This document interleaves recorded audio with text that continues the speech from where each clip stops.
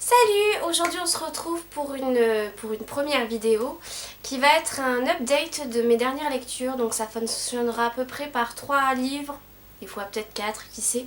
Où je vous présenterai mes dernières lectures. Je vous mettrai toujours en barre d'informations les chroniques que j'ai faites sur mon blog si jamais vous voulez des choses supplémentaires par rapport à ce que je pourrais avoir dit ici. Et on va commencer de suite. Alors, premier livre que j'ai terminé dans la pile, c'est Les Nains de Marcus Heitz et c'est le tome 2, La Lame de Feu. Ce livre c'est de la fantasy puisqu'en fait on va suivre des nains. Oui, voilà, hein, on l'aurait pas deviné au titre. Et franchement, j'ai adoré ce livre. J'avais déjà adoré le premier, qui était le passage de pierre, il me semble, si je me trompe pas. Et on suit les aventures d'un nain qui s'appelle Tungdil, oui, ou Sungdil, je sais pas comment on va le prononcer. Et je vais essayer de pas trop vous spoiler pour ceux que ça intéresse. Du coup, le deuxième, ça va être la deuxième partie où il continue sa quête avec ses amis, notamment avec une naine. J'étais contente, une naine guerrière, c'est tellement rare, on entend toujours les nains, les nains, les nains, et là on a la naine, ça c'est bien. Avec qui va continuer cette fois, contrairement au premier où il était principalement qu'avec des nains pendant sa quête. Là il va y avoir d'autres entre guillemets races, va y avoir des humains mages, des choses comme ça. On va rencontrer des elfes, enfin bon, voilà. Et en fait on va continuer la quête. Et c'est la fin de la quête, de la première quête. Il me semble qu'il y a une sorte de suite.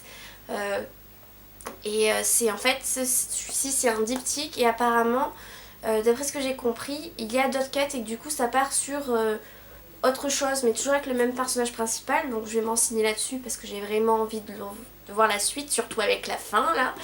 Et du coup j'ai vraiment adoré ce livre. J'avais fait une petite pause au milieu pour mes études et je l'ai repris, donc j'ai pas... Franchement ça se lit très facilement, il n'y a pas... Je vais vous dire combien il y avait de pages. Donc en enlevant tout ce qui est, sans enlever tout ce qui est introduction, prologue, etc. Il y a 473 pages et franchement ça s'est lu super facilement. La fin présage quelque chose qui va arriver plus tard, mais concrètement ça pourrait s'arrêter là, mais je suis contente parce que depuis ce que je me suis renseignée, ça s'arrête pas là. Et donc c'est pour ça que j'ai mis, sur mon blog j'avais mis une note sur 10, sur celui-ci j'avais mis 9 sur 10 parce que j'avais fait une pause au milieu. Mais franchement il était pas loin, le premier c'était vraiment un coup de cœur, celui-ci je l'ai énormément adoré et voilà. Ensuite j'ai terminé Oscar Pollock, le tome 1, l'inespéré, donc de Anne Plichotta et Sandrine Wolf aux éditions Pocket Jeunesse, qui est un best-seller comme ce petit encadré nous le dit, et oui je l'avais eu en cadeau. Alors c'est un livre jeunesse, donc si on s'attend à quelque chose vraiment avec quelque chose de très sombre et autre, c'est pas vraiment là-dessus qu'il faut se lancer.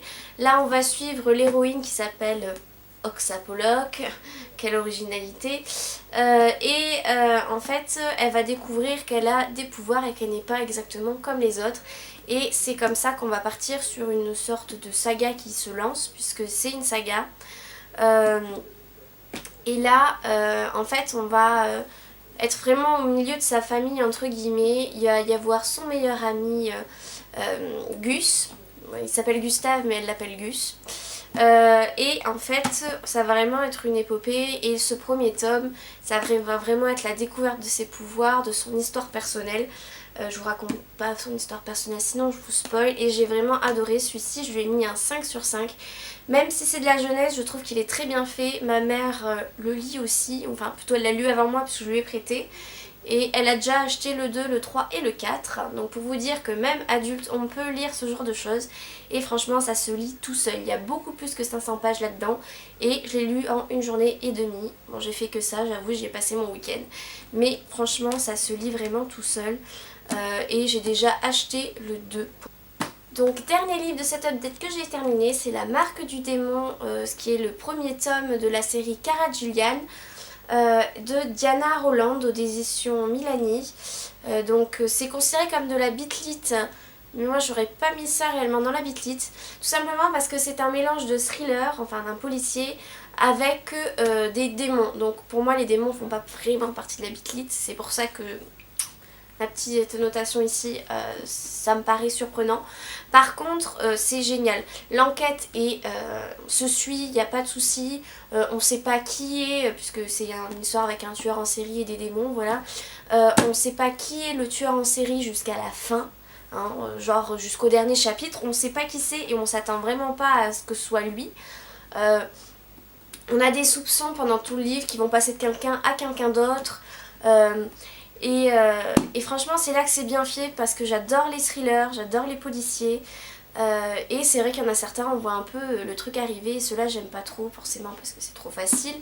Mais ceux-là ça fait partie de ceux que j'aime énormément, surtout qu'on mélange tout ce qui est arcane à l'intérieur avec des démons qui sont invoqués, hein. Ils vivent pas sur terre mais ils se font invoquer par des invocateurs. Et c'est super bien fait, j'ai hâte de voir le deuxième que j'ai pas encore commandé mais ça ne saurait tarder. De toute façon un de ces quatre, à la fin du mois je vous ferai un haul à chaque fois de ce que j'achète comme livre. Et celui-ci c'est pareil, il y a à peu près un peu moins de 500 pages, mais franchement ça s'est lu tout seul, c'est super. En plus l'héroïne c'est pas une plante super bien foutue etc. Pour vous dire dès le début on sait qu'elle a des petits bourrelets, en gros qu'elle a des poignées d'amour quoi. Je vous le conseille fortement, je vais m'acheter, j'achèterai le 2 que je mettrai dans ma palle, et voilà, celui-ci je l'ai mis à 5 sur 5 parce que c'est un coup de cœur. J'avais hésité à entreprendre un policier, sauf que j'en avais plus dans ma palle, et un fantastique, et au final je suis tombée là-dessus qui m'a fait un mélange des deux, du coup je suis vraiment heureuse. Et voilà, cette update est terminée, donc c'est vraiment 3 livres que j'ai adorés, donc je suis vraiment contente, il n'y avait pas de mauvaise lecture là-dedans. Quasiment que des coups de cœur, sauf un, mais qui est vraiment un livre que j'apprécie énormément. Vous retrouverez, comme je vous ai dit en début de vidéo, mes chroniques, enfin les liens vers mes chroniques en barre d'infos.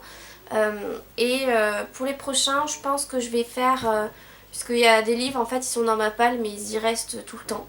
J'ai envie de les lire, mais c'est pas mes priorités, en fait. Il y en a d'autres qui j'ai envie de lire avant. Je pense que ce serait pas mal que je fasse autre chose. Donc ce que je pense, c'est qu'un livre sur 2, je tirerai au sort pour savoir quel livre, pour me forcer à lire peut-être d'autres livres, avec un peu de chance ça tomberait sur mes priorités entre guillemets. Et comme ça, toujours un livre sur 2, je me garderai aussi un livre que j'ai vraiment envie de lire, comme ça me donnera toujours envie de lire et c'est pas mal. Donc je vous dis à bientôt.